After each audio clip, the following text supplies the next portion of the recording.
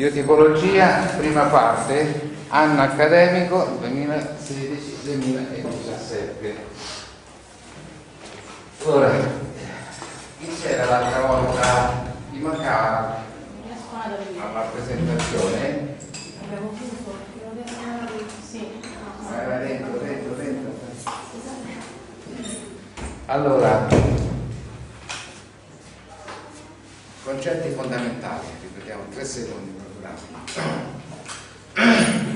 La differenza fra la medicina convenzionale e le medicine non conventional, ovviamente della medicine, sta nel fatto della diagnosi, ok? Questo è il primo punto fondamentale. Nella medicina convenzionale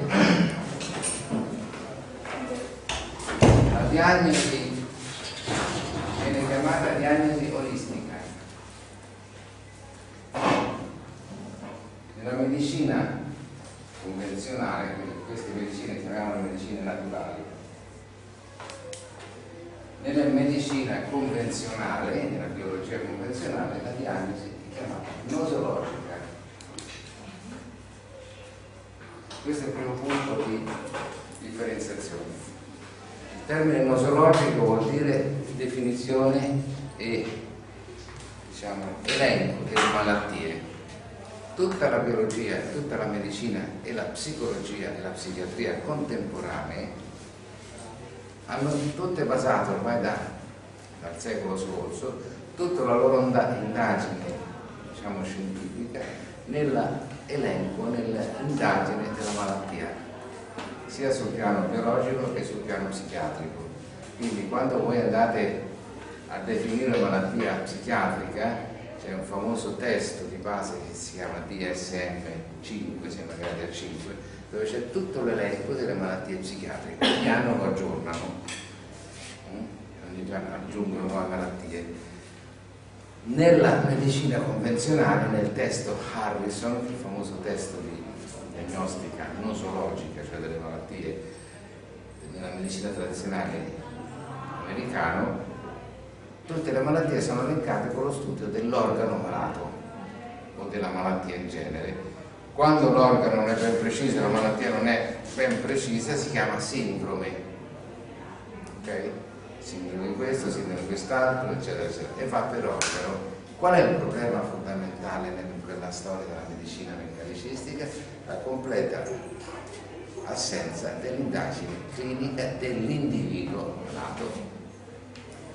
Quindi quando voi girerete per i vari medici specialisti, andrete da ogni specialista alla ricerca proprio di trovare una chiave di indagine unitaria, e vi mancherà perché la medicina convenzionale attualmente è estremamente meccanicistica. Okay? Quindi c'è l'epatite, c'è la gastrite, c'è la torinite, c'è l'otite, la rinite, la faringite, la laringite, come volete. Colite, ileite, otite, artrite, basta ci metti ite, esatto, ci mettete l'organo. Chiaramente l'indagine scientifica è andata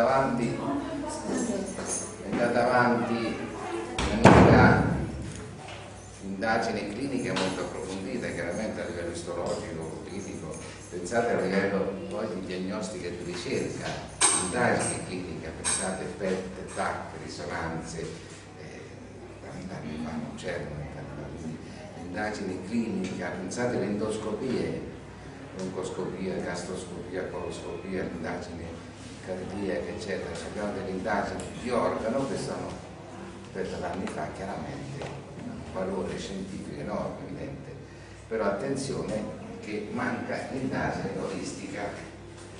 Che cosa vuol dire la diagnosi olistica? Vuol dire diagnosi di terreno individuale.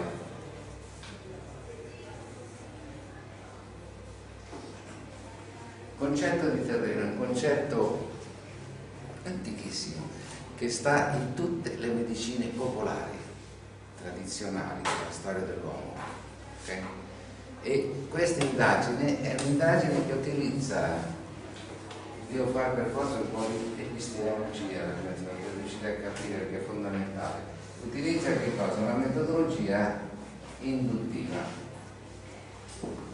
Nel metodo sperimentale voi sapete che esiste la metodologia induttiva e deduttiva. L'induzione vi porta a un'indagine che si chiama analogica, di analogia, che va dal particolare ma verso il generale, alla generalizzazione. Quindi io faccio un'indagine su una persona, vedo certe caratteristiche, le rivedo in altre persone, ok? In altre persone, quindi generalizzo e dico quei segni che ho visto li posso trovare in una popolazione, sto generalizzando, ok?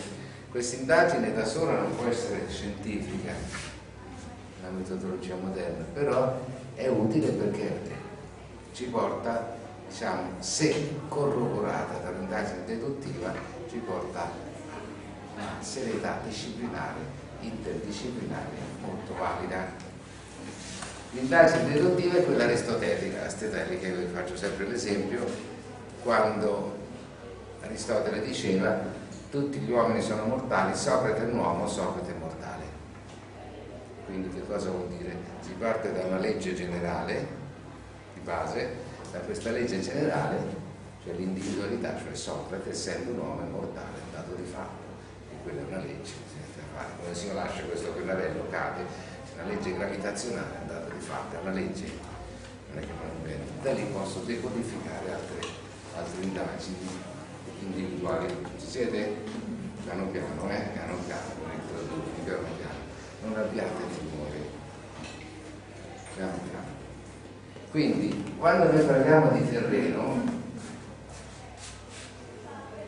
ed è la diagnosi olistica, questa è quella che proponiamo al medico olista e al naturopata, che deve fare solo esclusivamente diagnosi olistica.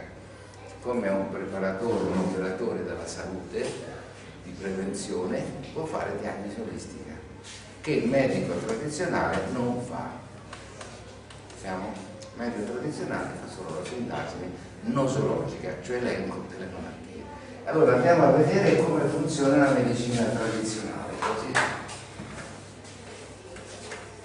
Quali sono i passaggi epistemologici? Allora,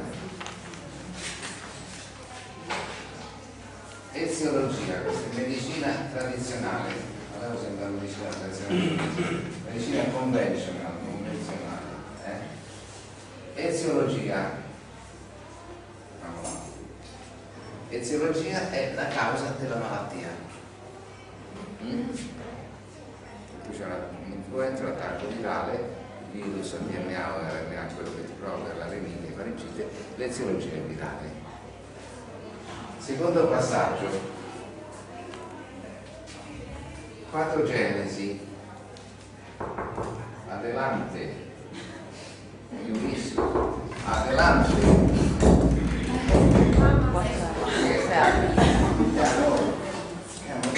Adelante.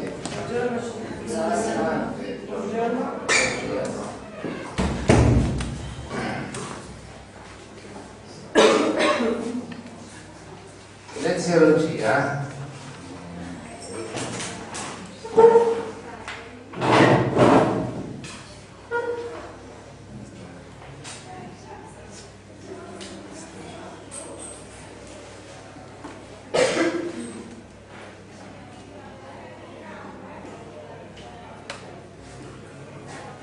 l'eziologia e la patogenesi sono i meccanismi con cui l'agente eziologico provoca la malattia. Okay? Se voi avete un virus, banale raffreddore, il virus funziona come? Ha una zona recettoriale delle cellule epiteliali, per esempio del naso, della mucosa nasale, si lega al recettore, alla zona cellulare periferica, si lega, entra nella cellula, se riesce a entrare. Se voi gli date l'ok per entrare, non entra, però se date l'ok perché in quel momento il vostro disagio esistenziale psicoaffettivo è tale da dargli l'ok, virus entra nel citoplasma, arriva là, non bussate, non bussate.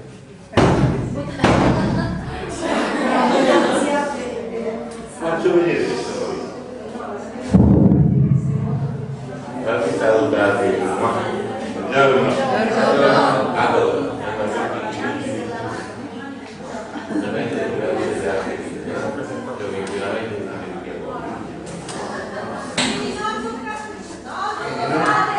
Non tocchiamo l'acqua perché c'è innanzitutto Escherichia coli, ma non Escherichia coli, Escherichia coli. Non battete, caro.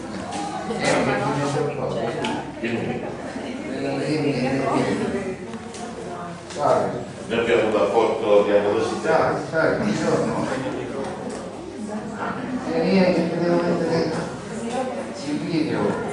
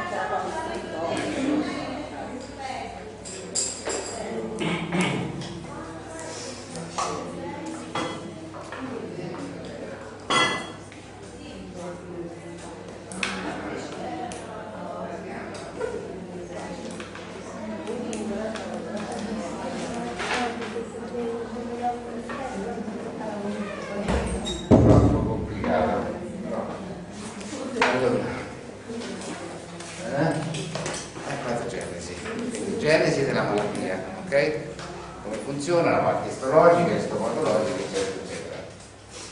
Poi andiamo avanti.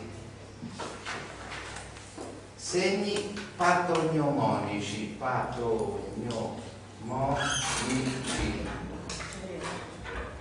si definiscono segni patognomonici i segni, quindi obiettivabili dal medico, che testimoniano la malattia. Hai un mal di gola, medico apre la bocca, guarda,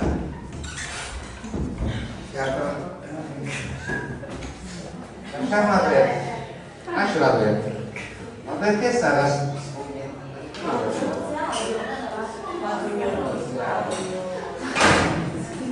Patognomonici. Dai, no.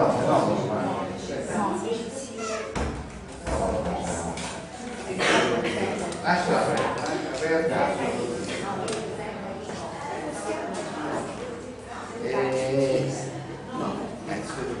I segni patognomonici sono i segni che evidenziano la malattia, ok? Se c'è una gastrite, quali saranno i segni patognomonici? Bruciori, dolori, soprattutto ti faccio un'endoscopia, vedi una mucosa infiammata, quelli sono segni che portano alla malattia. Per segni patognomonici arriviamo alla diagnosi finalmente nosologica, tramite indagini cliniche, di laboratorio, eccetera. La diagnosi nosologica è la diagnosi di malattia, ok?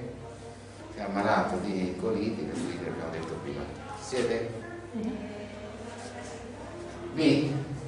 La diagnosi in medicina olistica, l'eziologia, c'è davanti un parametro che si chiama paraeziologia. È enormemente differente la cosa. Perché questo? Perché quando noi ci ammaliamo, ammaliamo non solo per il virus, ma per delle concomitanze al virus. Pensate in medicina omeopatica, patologia da vento freddo e secco, faringite, aconitum, cioè una condizione climatica che predispone all'attacco, ok? Deception sentimentale, okay? Traumi psicoaffettivi, sofferenza affettiva, muore il topo di casa, il topolino, ok? Ignazia, cioè quelle condizioni psichiche, fisiche, chimiche, esistenziali che predispongono alla malattia, ok? Ambiente umido, soggetti particolarmente sensibili all'umido, dolori articolari, plus tox, dolore articolare, Duncamara, eccetera, eccetera, ti fanno.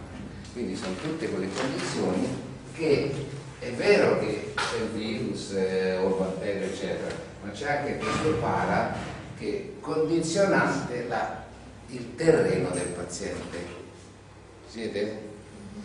Perché non tutti si ammalano perché gli muore il topo di casa, ok? Certi individui in certe situazioni si ammalano dopo una decepzione sentimentale, una situazione psicologica negativa, sentimentale. Non c'è più patogenesi, ma c'è il concetto di fisiopatogenesi, cioè la malattia non è mai casuale ed è sempre un escamotage dell'organismo che si ammala coerentemente con i suoi sistemi energetici in quel momento. Cioè in pratica il nostro computer, i nostri sistemi informatici, il nostro corpo elettromagnetico, perché siamo completamente un mondo elettromagnetico con informazioni a distanza biofotoniche di luce e elettromagnetica, perché la luce chiaramente è un'onda di misura energetica, energia e materia, un campo elettromagnetico. Quindi quando noi ci ammaliamo coerentemente con una strategia di quel momento finalizzata al minor dispendio energetico. Pensate un po'. Dici, ma come sei ammalato? Sono ammalato coerentemente, a meno che non mi prendo una malattia infettiva oppure vado sotto un treno, che è un pochino diverso, anche se non è niente di casuale, nemmeno quello, siete? Quindi la malattia, anche le malattie gravi, degenerative, oncologiche, l'organismo bene o male mette dei sistemi fisiopatologici che far sì, diciamo, di avere delle chance, diciamo, di sopravvivenza più possibili, sapendo che la malattia lo può portare a morte, quindi non sa, insomma, è un rischio di morte alta, ok? Tipo allarme. Tipo allarme. Tipo allarme, però diciamo che l'organismo prima di morire ci vuole, è duro fino all'ultimo, ok? Quando c'è energia vitale ancora, che è l'elemento essenziale della vita, ne parleremo, e si muore, perché si deve morire per fortuna, però è duro, non è che si muore facilmente, anche malati gravi, terminali, fino all'ultimo l'organismo mette in moto dei sistemi ultradifensivi che vedremo quali sono in maniera particolare quando farete fisiopatologia. Ricordate che c'è una regola incredibile, è una regola morfopsicologica.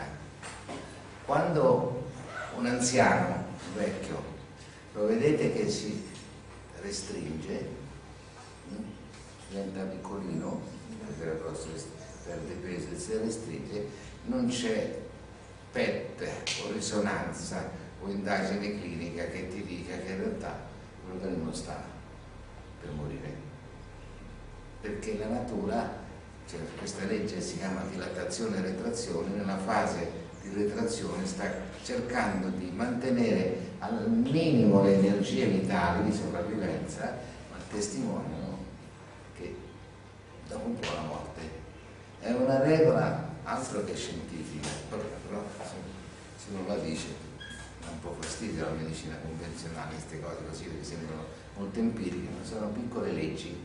Okay. Negli animali la stessa cosa, animali, uomini, eccetera. Allora, terzo passaggio, segni della RIM, compresi i segni patognomonici, perché il medico lista, deve fare due diagnosi nosologiche e diagnosi olistiche, quindi quando vedo un paziente io ho il doppio lavoro di un medico tradizionale. Il doppio lavoro che mi porta a che cosa? A una capacità di diagnostica clinica, un pochino senza presunzioni, doppia rispetto a un medico tradizionale, perché ho due indagini, l'indagine clinica nosologica di cui utilizzo anch'io, fanno un esame endoscopico, devo fare anch'io, evidente, no? Ma poi c'è una diagnosi olistica che mi dà tutto un altro mondo di indagine e mi fa capire come e perché quell'individuo si sta ammalando o si è ammalato. Capite? Quindi il lavoro è prettamente doppio e fare il medico lista senza, insisto, presunzioni o false modestie è faticosissimo. Non il medico omeopatico, l'omeopatia in maniera semplicistica, perché molto spesso succede che il medico omeopata è un rifugio, un peccatorum e spesso testimonia l'ignoranza della diagnostica, quindi si fa un'omeopatia fatta con 2 mesi di corso, 3 mesetti di corso gratuito per i medici per far prescrivere eccetera, e quindi ci sono tanti dei medici omeopatici in giro un po' birichini. Il lavoro della medicina omeopatica è serissimo, complicatissimo, perché la patogenesi dei farmaci omeopatici è clinica medica. Quando io do una brionia, un ferro, un fosforico, un gelsemium, è uno stadio clinico particolare della malattia. Seguite, se io do la brionia che provo una assassinata, io ho studiato solo in Francia, ogni tanto non mi riviene le parole assassination. L'assestamento.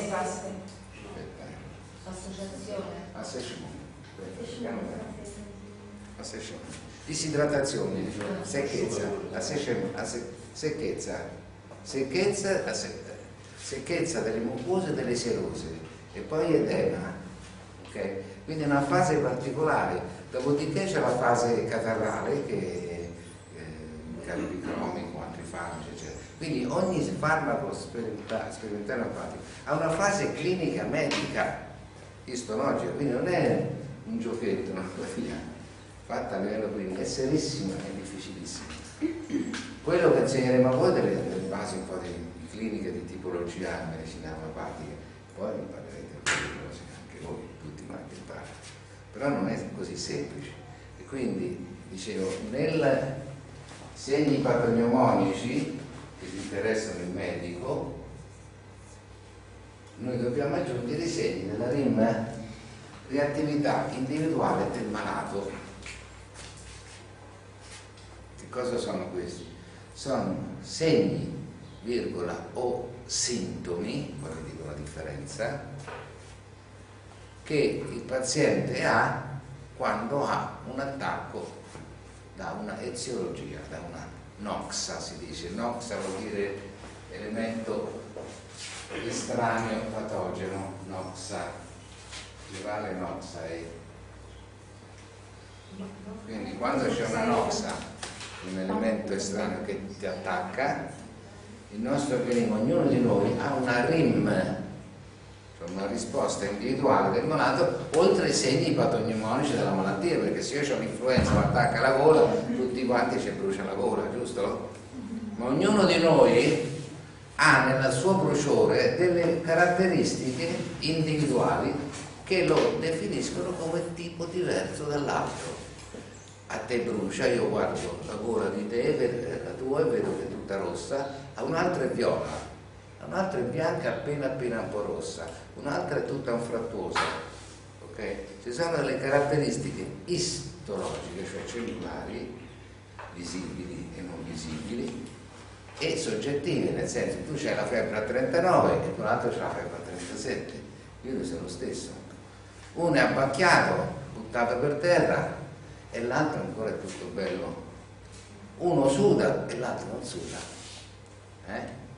Uno ha freddo e l'altro c'ha caldo.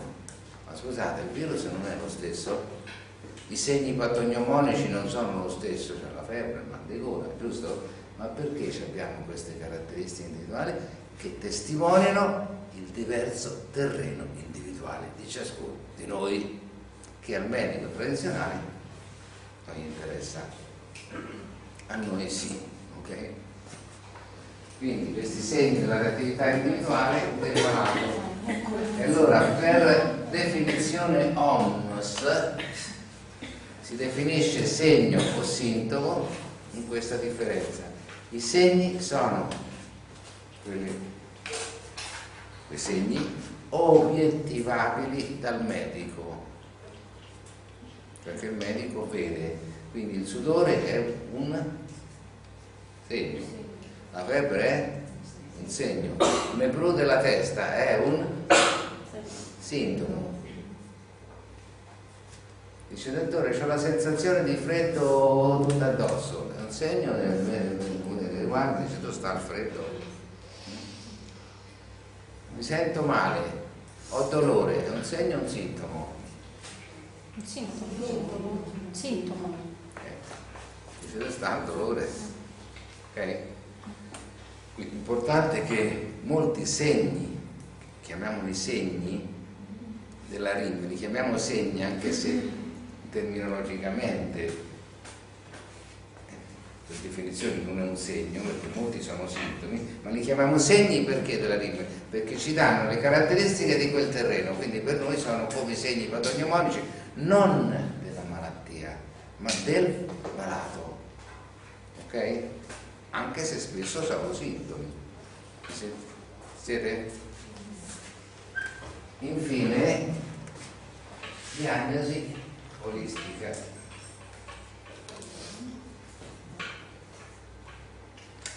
Questi sono i passaggi meno differenti. C'è un'altra aggiunta nella diagnosi olistica che sono le modalità.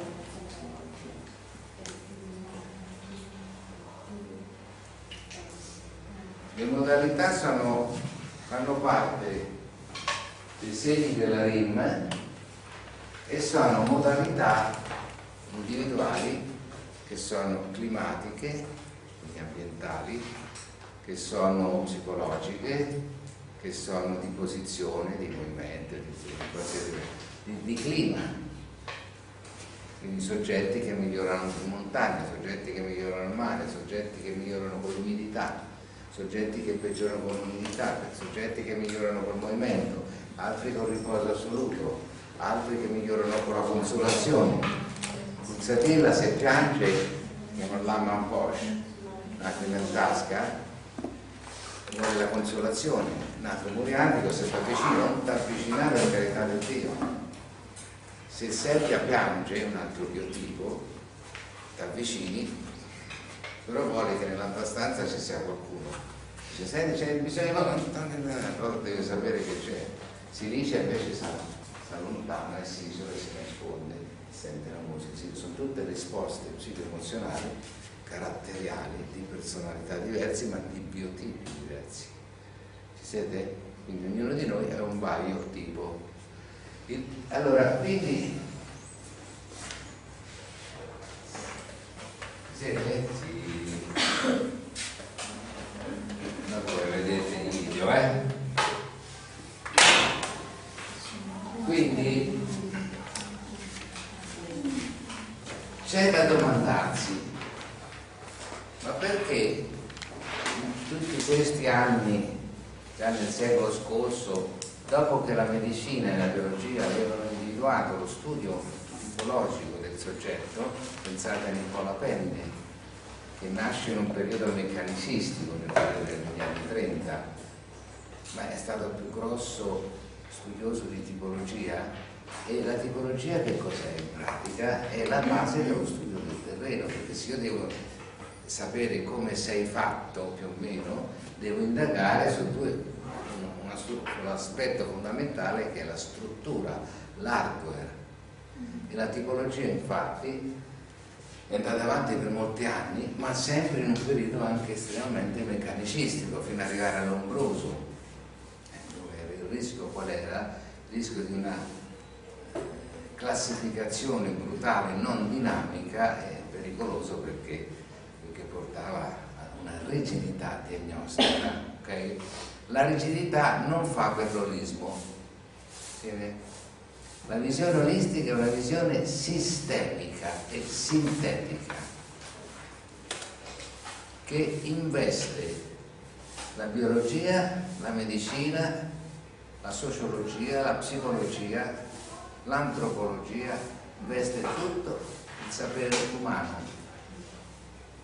Perché investe tutto questo? Perché è una visione che non è della individuazione del singolo o della singola cellula o del singolo tessuto o del singolo organo, ma è una visione sistemica in cui la visione ci permette di vedere questa insieme e questa, diciamo, comunicazione tra organi e altri organi, fra sistemi e sistemi, che sono intercorrelati fra di loro e interdipendenti fra di loro, pur sapendo che ogni sistema ha in sé stesso geneticamente una grossa autonomia. Esempio, se io mi ferisco sulla pelle, la cute si rimagina per conto suo. È chiaro che ha bisogno del sostegno vascolare, evidente, no? Ma l'informazione genica delle cellule epidermiche, dermiche o ipodermiche hanno l'informazione di recupero di rigenerarsi da sole, giusto? Il nostro fegato si rigenera da solo. Quindi quando nell'aforisma antico che si diceva, meccanicistico, che l'uomo è uguale a una macchina, che funziona apparentemente come una macchina, qual è l'aspetto invece in realtà differenziale enorme? Che mentre l'uomo cresce, si rigenera, e nel nostro organismo milioni di cellule hanno costantemente una rivitalizzazione, morte, nascono, eccetera, la macchina è finalizzata a quello, non si rigenera niente, quindi questa è la cosa importante, ok? e dicono l'uomo deriva dalla scimmia, cioè abbiamo 365 cromosomi, geni, scusate, diversi dalla scimmia su 30.000, giusto? E quindi Darwin diceva che nell'evoluzione, ricordate, che il processo evolutivo ha fatto sì che chiaramente nel corso dei secoli ci sia questa differenziazione, questa crescita, questa modifica di particolari aspetti dell'uomo, pensate all'uomo primitivo, eccetera, un pochino scimmiesco, eccetera, eccetera. E allora dice, noi deriviamo dalla scimmia, secondo voi? Siamo scimmie? Sì, noi siamo scimmie. C'è una cosa fondamentale che la scimmia non ha e l'uomo ha, una funzione psichica che Jung chiamava trascendente. L'uomo è capace di trascendere la realtà e vedere al di là della realtà. L'animale non ce l'ha, simile a noi l'animale, no? Il cane, il gatto, sì, no? C'è stesse emozioni, semplici, stesse emozioni, stessa risposta psicoaffettiva, di comunicazione. Io ci parlo con gli animali, tutti ci parliamo, risuoniamo insieme, sono vittime sacrificali dell'uomo, ho detto l'altra volta, poveretti, quando muore l'animale che pulisce il karma, ricordate Paolo Cocco, quindi si soffre, poi vi dà la scansata, che sono vittime, le chiamo io, sacrificali dell'uomo, e sono terapeutiche, giusto? Sì. Perché sono terapeutiche? Pet therapy, in inglese come si so, inventare sto nome. Perché l'animale e l'uomo e la natura umana e la natura animale vive ed ha sempre vissuto per simboli. Ok? Poi vedremo che cosa è il simbolo, lo dissi l'altra volta qualcuno. Quindi l'animale di per sé è un simbolo. Ok? Il gatto che simbolo è? Non sa nessuno. Chi lo sa vince, che regalo questo. Oppure uno scovolino usato dentistico. Col DNA del professore, te lo dico. Il cane c'è un simbolo, il cavallo è un simbolo. Voi pensate, c'era un manifesto, io racconto sempre questo, dove c'è lo studio, lì a via Flaminia, un manifesto appiccicato fra due alberi alto, dove c'era vendesi case in Maremma, e poi sotto un cavallo con la criniera al vento, telefonare, eccetera, eccetera. Tutta la pubblicità, voi sapete, è fatta con messaggi subliminali, sotto il livello della coscienza, non funziona.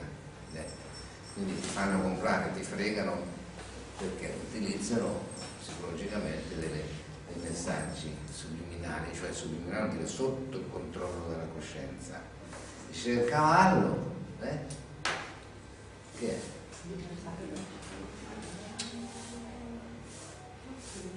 Il gatto, che è? Il gatto è carino, è libero, autonomo, tutte le solite cose che sanno tutti. Il gatto stava nelle tombe egizie.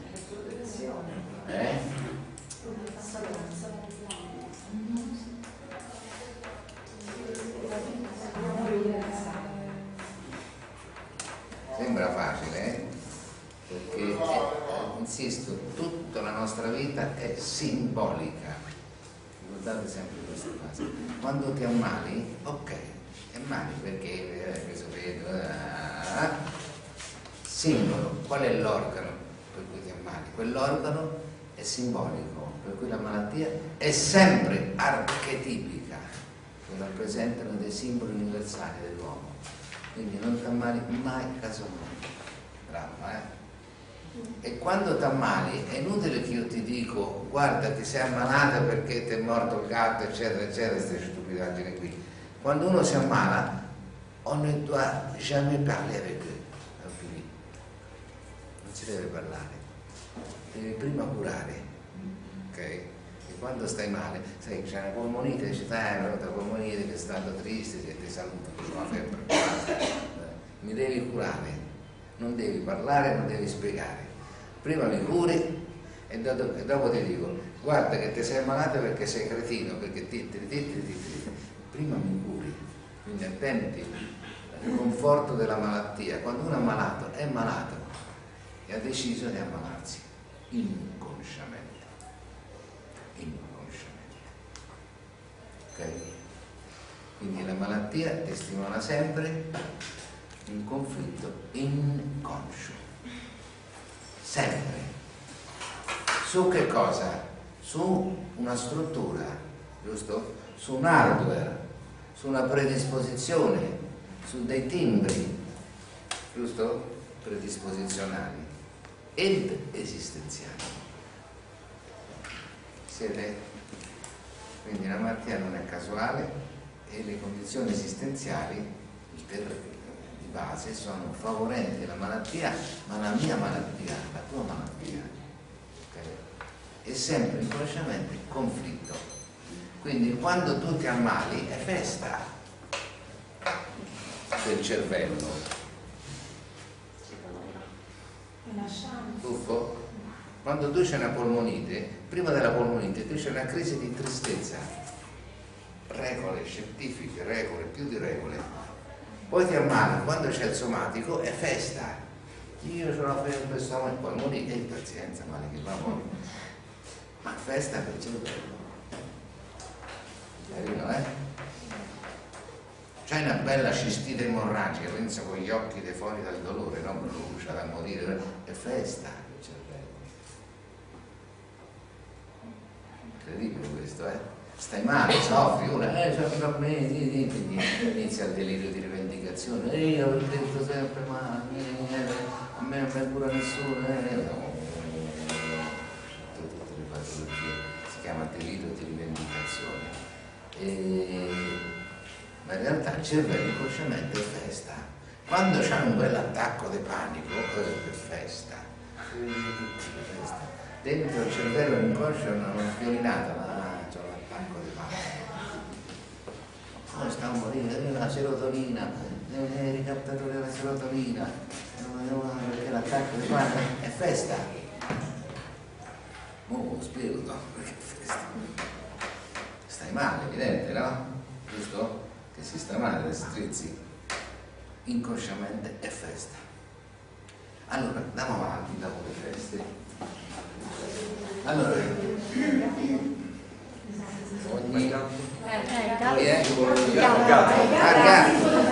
il cavallo. Salto acchiappato ogni tanto perché vado a ruota, mi preparo sempre tutta la notte, non ho dormito niente per preparare la lezione e allora vado a braccio, se no mi viene una tristezza esistenziale, quindi mi stufo subito. Allora, poi dopo 40 minuti, calcolate che 40 minuti è il limite massimo di apprendimento del cervello, sapendo che tutte le stupidaggini che vi dicono vengono apprese e comprese massimo un 20%. Io parlo micidiani, il cervello più del 20 non gliela fa. Ne si capisce perché sono chiaro, non sono un cacchierone solo, però 20%, ok? Ho capito perché devo venire almeno 10 anni.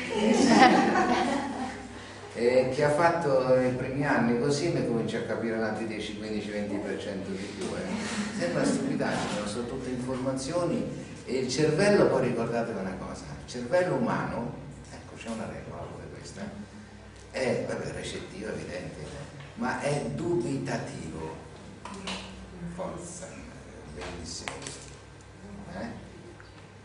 Cioè arriva l'informazione, dice noi non ha detto quello è più bravo, ma dubita sempre di natura e non vuole, il cervello umano non vuole imposizioni, ok? Quindi quando state a casa, se avete qualche maschio o femmina così, non gli puoi dire lavami i panni, fammi questo, non si può dire, è vietato per legge. Bisogna insegnare, perché il cervello non vuole imposizioni. quando vuole imposizioni perché ha bisogno di impalettamenti, di paletti, perché i paletti servono alla sopravvivenza del cervello, come chiamiamo limbico, no? Del cervello corticale, e quindi molta gente, tante persone hanno bisogno di paletti, no? Cioè regole, paletti, mentre il cervello è estremamente elastico, fluido, flessibile e non vuole troppe regole. Quindi un bambinuccio che dai primi anni di vita ha almeno 10, 20, 30, 40, 50 no al giorno, e un bambinuccio sempre a 3-4 anni, supponiamo che abbiamo già dalle 200 a 250 nevrosi, quindi quando avremo un ragazzo di 30 anni, quante nevrosi c'ha? Se non è di qualcuno va regalo, insomma, no? Per farvi capire come la negazione geometrica, chiaramente ci sono delle piccole regole fondamentali, evidente, no? Però attenzione che i no che si dà a un bambino, no, fare questo, no, fare questo, no, non rubare, no, non mangiare, metti la forchetta, no, poi gli dai qualche sì, c'è quella di amore, qualche sì, eccetera. E quindi il nostro cervello non vuole imposizioni e dubita. Quindi tutte le informazioni che io vi darò, acchiappatele e le dovete fare vostre, elaborarle, rifiutarle o meno, so fare vostre, a me non mi interessa, ma la cosa importante è sapere che il cervello non è che si apre così, deve risperimentare, rielaborare, rivedere, confermare, verificare. E ve lo dico io che non credo a niente. Io ho studiato al secondo anno di medicina, facevo anche pratica sia di allopatia clinica, medica, poi andavo negli ospedali, e di medicina omeopatica. Per 6 anni ho studiato omeopatia praticando, cioè vedendo come assistente, senza crederci. 6 anni. Non è male, no? Dopo l'ho provata sugli animali perché non mi fido dell'uomo, della risposta assolutamente. Sui cavalli, sulle galline, sui maiali, allora dicevamo funziona anche sui cristiani, tanto per dire quando dici ci credi, non ci crede, per fare di queste frasi. La devi verificare, la stessa cosa, deve verificare le informazioni stupide che vedo. Allora, e il gatto? Nessuno mi ha risposto, datemi un po' di soddisfazione, no? E il cane. Which is the difference between two? Qual è la differenza tra i due? La fedeltà, Guarda che c'è sempre. Fedele, il cane è fedele, è un simbolo di fedeltà. Il gatto di dipendente. Anche un'amica mia andava in Irlanda, mi ha mandato una cartolina, era irlandese, una cartolina col cane, per far vedere quanto era fedele. Io contento, ma quanto è brava questa. Ho saputo fatto quando tornavo. Ricordo sto fedele del cane, sta cartolina che ci vedere, mi dice guarda, andavo fatto una roba. Basta, quindi sto fedele non funziona. Vado io, Siccome abbiamo detto che sono sempre aspetti simbolici, e quindi il simbolo è un archetipo, adesso ci arriviamo un attimo, e quindi un simbolo universale, il cane rappresenta il sociale, la comunicazione, l'archetipo paterno, come il padre rappresenta l'archetipo sociale, l'andare avanti nella vita, la spinta in avanti, l'allocentrismo, okay? E l'affrontare la vita, il divenire, l'evolversi a livello simbolico, no?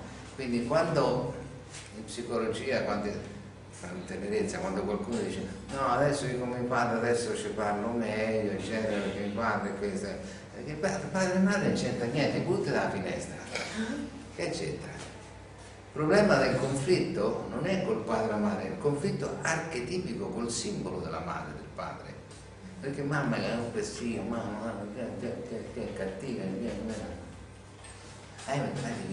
devi riprendere il rapporto con tua madre, che tu hai sofferto perché tua madre è stata quella, sciapate psicologiche, sciapate. Il problema è simbolo, ok?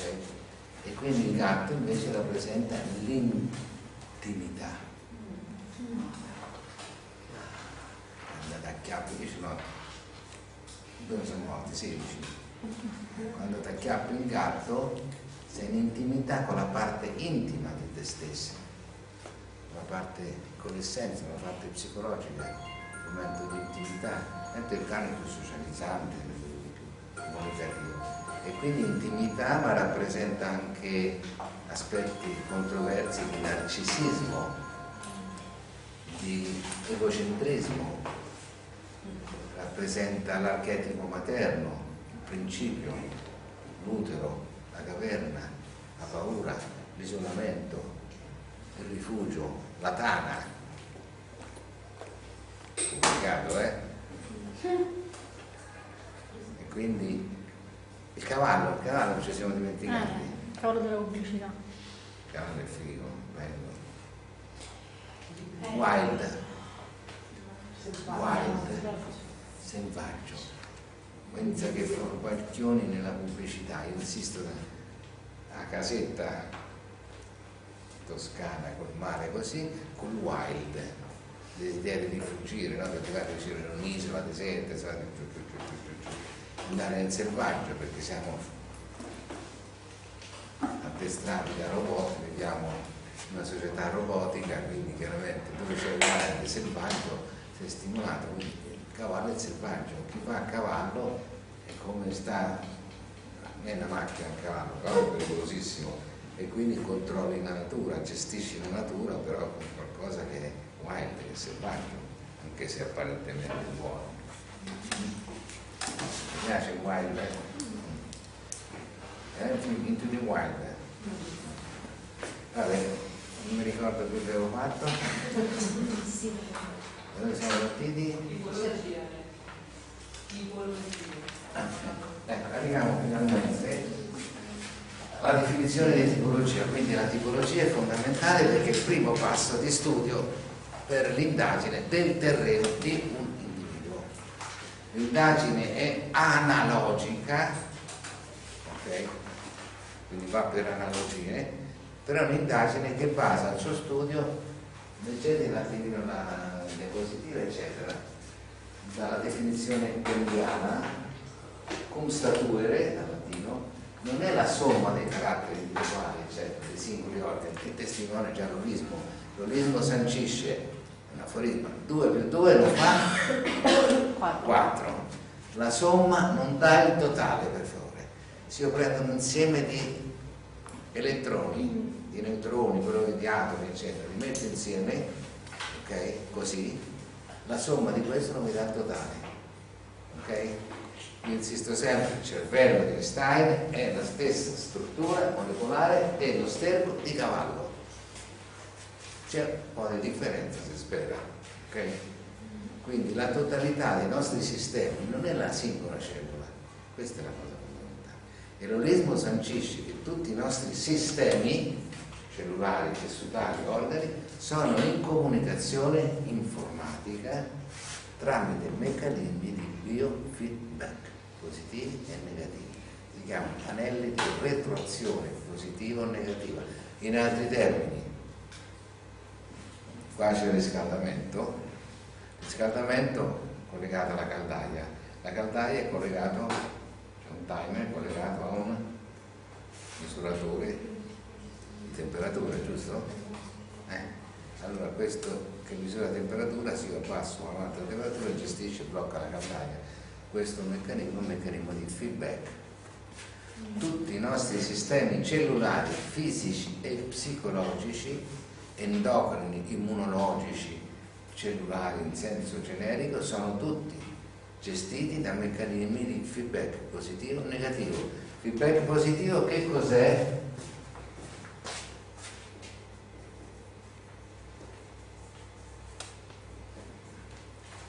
È qualcosa che stimola. Se io ho un ormone ipofisario, per esempio ACTH, adenocorticotropico hormone, la CTH stimola la surrenale, la corteccia surrenale. Quindi se io aumento l'FSH c'è un aumento di produzione degli ormoni corticosurrenali, si chiama feedback positivo. Okay? Se io ho troppi ormoni corticosurrenalici, questi troppi ormoni mi inibiscono l'FSH e si chiama feedback negativo. Andiamo sulla tiroide che piace alle donne, tutte malate, e chi c'ha qualche problema della tiroide? Allora, Pesa, anche lì. TSH, Thyroid Stimulating Hormone, ipofisi anteriore, ok? Due ormoni che si chiamano, dai, TSH, T3, T4. T3 T4, ci mette F, sapete questa F? Sta per free, che quando va in dosaggio ormonale deve calcolare sempre nel sangue l'ormone free, non coniugato alla proteina al trasportatore, ok? Quindi quando vai a misurare deve chiappare quello free, quello libero dalla molecola che lo trasporta, dalla proteina che lo trasporta. Questi due ormoni eccitano l'MP ciclo da casa per dare un aumento del catabolismo, giusto?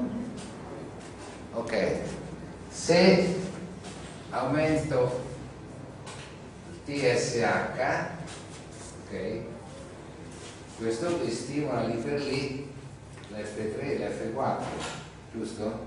Ma se questi aumentano troppo, questo diminuisce, quindi uno è positivo e uno è negativo. Quindi se nella tiroide di qualcuno di voi che ha patologie tiroidee c'è il TSH troppo alto, il soggetto è un ipotiroideo. Se il TSH è troppo basso è un ipertiroideo. C'è un range, no? C'è un range che va dai parametri 0,5, 4, 4,5 eccetera. Questo range viene chiamata fisiologia, poi vedremo che è un pochino più complessa la cosa. Al di là di questo range c'è la malattia tiroidea, ok? Allora, quindi dicevamo, mi fermo, ogni 40 minuti, secchi, che dopo non ne fa più, lo so già. Quanto abbiamo fatto? Poco.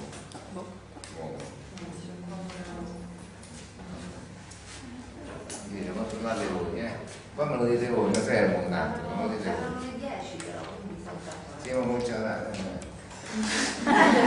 già dei singoli organi, quindi è la risultante dei singoli organi e tessuti, quindi è una risultante, okay?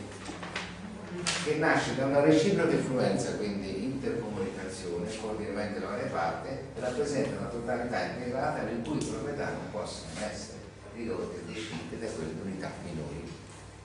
Frigia, capra. Non ho capito se stiamo parlando di feedback positivo e feedback negativo.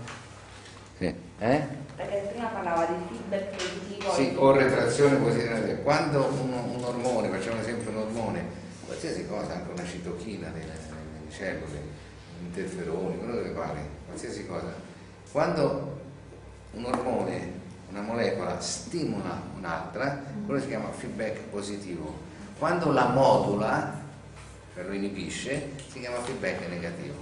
È come il computer, paro, cambia niente, cambia assolutamente niente.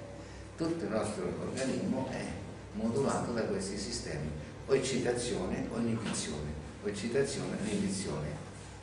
Nella legge dei 5 elementi, medicina tradizionale cinese, che risale a più di 2000, più di 3.000 anni, 2008, 3.000 anni fa, i movimenti degli elementi sono movimenti ciclo di generazione e ciclo di inibizione, identico, paro.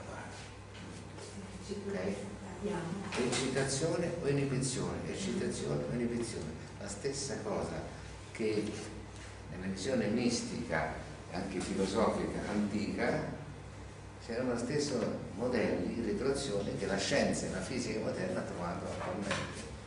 Quindi la metodologia induttiva delle scienze e discipline antiche non a caso riprende quello che la medicina scientifica e la scienza attualmente ha intuito attualmente, ma sono gli stessi principi.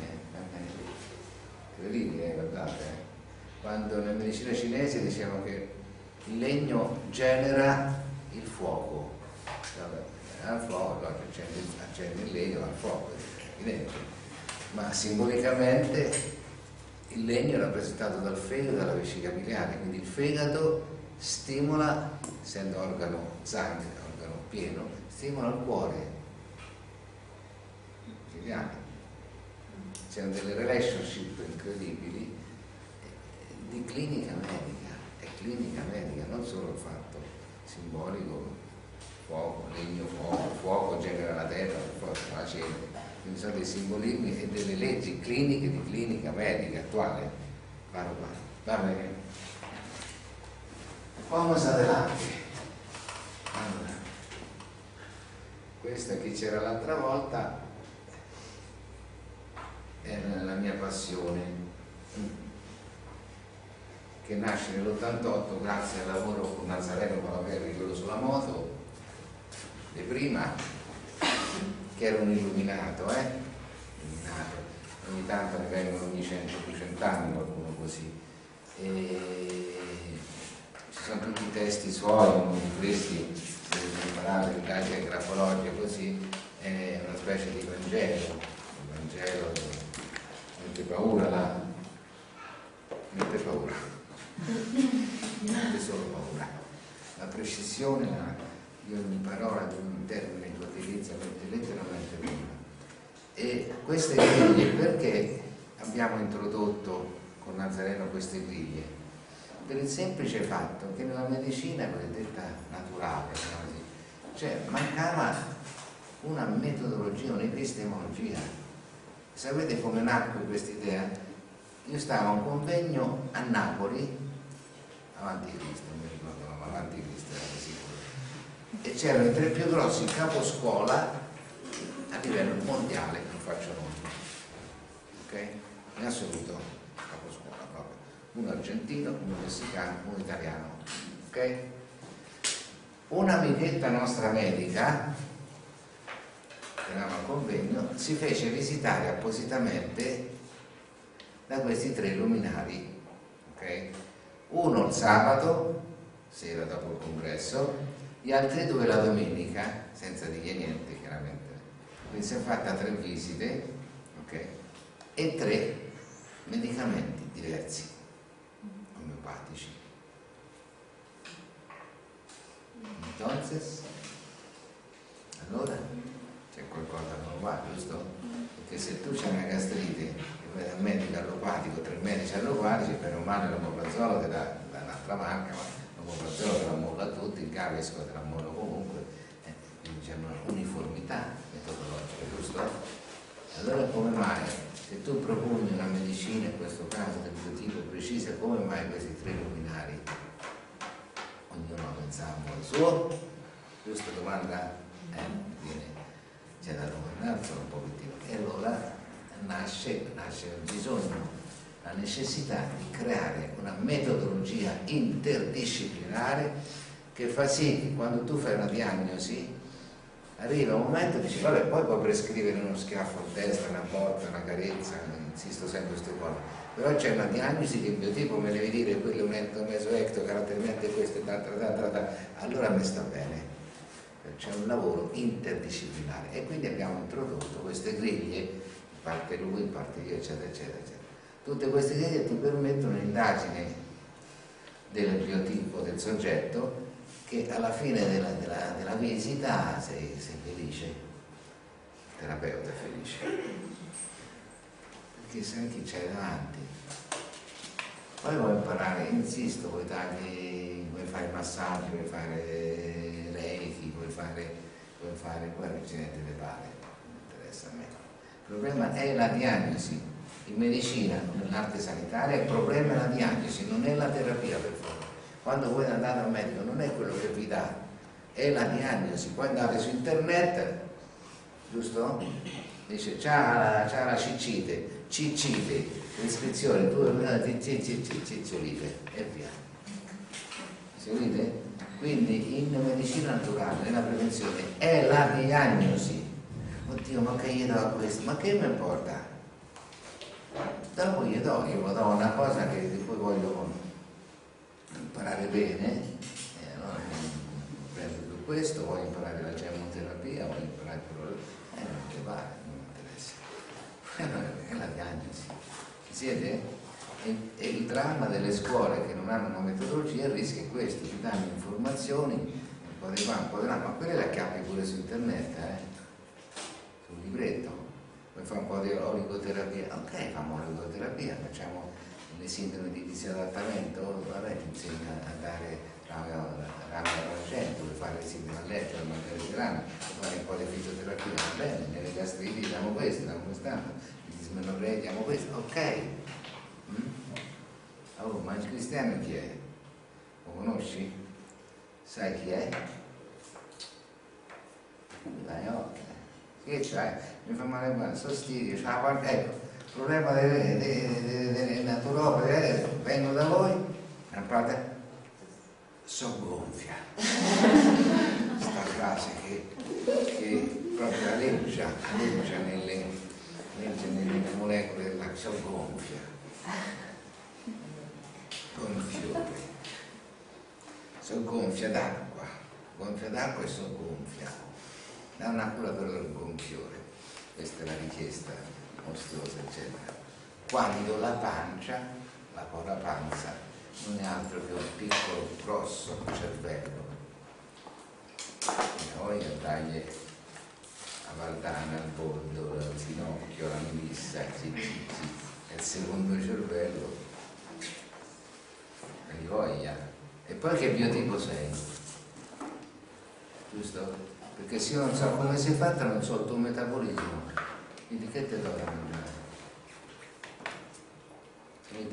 Perché ogni hardware ha una struttura, ha una sua struttura, vedremo endocrina particolare, e quindi gli alimenti non ti possono dare così, a parte le solite astensioni, ma che va di moda, tanto tutti siamo intolleranti al latte, per Pippi qua ormai tutti, non c'è più la lattasi, eccetera, tutti siamo intolleranti ai grani, per forza. Il grano di oggi c'ha il 7-8%, 10, 20, 200% in più di proteina glutine impestata con tutti i grani che ci vengono apparentemente biologici mescolati con tutti i grani da tutte le parti. Dio c'è dentro, e quindi il logico che ne fai più, sono 40 anni che mangiamo un grano sapendo che il grano a livello biodinamico ed energetico c'ha 10-12.000 risonanze in angstrom come potere energetico, se fosse buono. Il legionario romano andava avanti la mattina con una pappa di grano, orzo di grano, vino acido la mattina, tipo cappuccino, alle 4 del mattino arrivava al campo con questa sbobba di cose, che l'energia.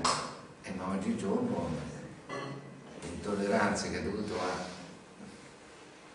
inquinamento, a polluzioni agroalimentari, tutti siamo intolleranti. Qui si prende il latte di vacca, devi fare una plevo prima, ma per inquinamento, polluzione ambientale, capito? Quindi al di là delle dietine banali, leva il latte, eccetera, il problema è più complesso, ok? Ed è sempre biotipologico, torniamo sempre lì, biotipologico, in maniera ossessiva, biotipologico. Se guardo una grafia, biotipologico, no, non posso guardare. Okay? Ho bisogno della struttura, dell'hardware, non posso evitare l'hardware. Ok? Rapidi, ne fermo 8 minuti.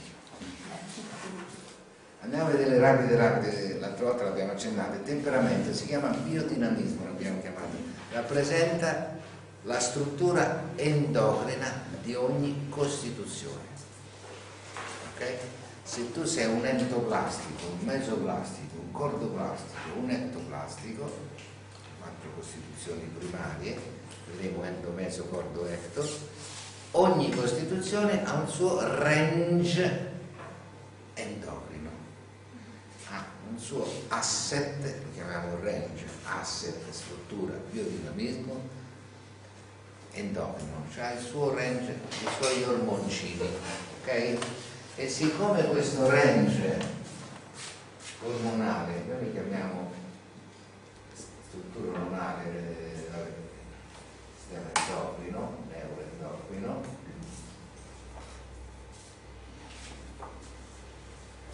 MB.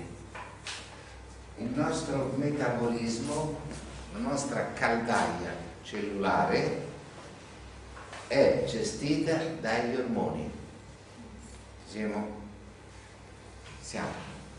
Quindi il tuo metabolismo, la tendenza a ingrassare o dimagrire è geneticamente correlata al tuo target, al tuo budget, alla tua struttura endocrina, perché il metabolismo lo dà gli ormoni, ma non è la tiroide che ti fa dimagrire, ci sono ormoni ad attività crescita ana e degli ormoni ad attività kata. Siamo? Quindi c'è tutto un complesso. Se io vedo un soggetto che è un entoplastico e quindi ha un metabolismo anabolico, anaerobico, dal primo giorno di vita io so che tende all'obesità. Primo giorno di vita. Io ho bisogno di analisi. Seguite? In funzione della percentuale della dominanza di quel biotipo so già quello che sono i rischi. E si chiamano debolezze di costituzione, mi chiamava bene. Quindi è fondamentale per un medico, capire un attimino quali sono le tendenze. Carattere, abbiamo detto che è carattere, non mi ricordo più, chi c'era l'altra volta. Carattere viene chiamato anche psicodinamica perché è un aspetto della personalità, giusto? Mentre il temperamento è la struttura, perché gli ormoni è una struttura bio, quindi strutturale, con l'altro è psico. Il carattere rappresenta il modo di come hai gestito o gestisci la libido trattino affettività. Rappresenta la parte affettiva della personalità umana. Non è la personalità, è la parte affettiva. E quindi che carattere dolce che c'hai, parte affettiva. Che temperamento dolce, non si usa, via vietato. Il temperamento è la struttura endocrina, carattere, l'aspetto psicologico dell'affettività, la parte affettiva. Quindi ognuno di noi si può inquadrare in un carattere che è chiaramente genetico, nel senso viene dagli avi ma dai genitori, evidente, e quindi ognuno di noi prende un carattere, un aspetto del carattere genitoriale, un pezzetto del carattere in altro. Ognuno di noi ha almeno 3 caratteri di cui durante la vita ne gestisce uno, poi improvvisamente si innamora, perché sto parlando dell'aspetto affettivo, giusto? Si innamora, sono cambiato, no, sto a lavorare con un altro software, tutto lì, che era sotto, non lo conoscevo, software, sono programmini, ho riscoperto me stessa in un altro software, spesso le persone utilizzano sempre lo stesso software e si chiappano sempre le stesse femmine, le stesse maschi tutta la vita, richiappa la stessa cosa, si innamora ma è sempre la stessa minestra, amicità. Invece ogni tanto uno chiappa un altro software e allora dice sono rinata, sono cambiata, non ci si cambia, ci si evolve. Un'altra cosa, si prende coscienza. Prendendo coscienza uno comincia a sorridere di se stessi, a prendersi meno sul serio, fondamentale, a non essere umili con se stesso prima, non con gli altri, con se stessi, se no uno diventa capisciò, le macchine non capisciò. Invece uno non finisce mai di imparare e deve essere sempre umile con se stesso. Ma perché lo dico? Non per fare, perché è importante fare il figo, perché se non sei umile con se stesso l'inconscio picchia e ti fa del male, capite? Con gli altri fai la scena, quando vai a casa con la tua mente poi ti picchia e ti fa male, ti dà totò. E allora sempre poi mai enfatizzarsi.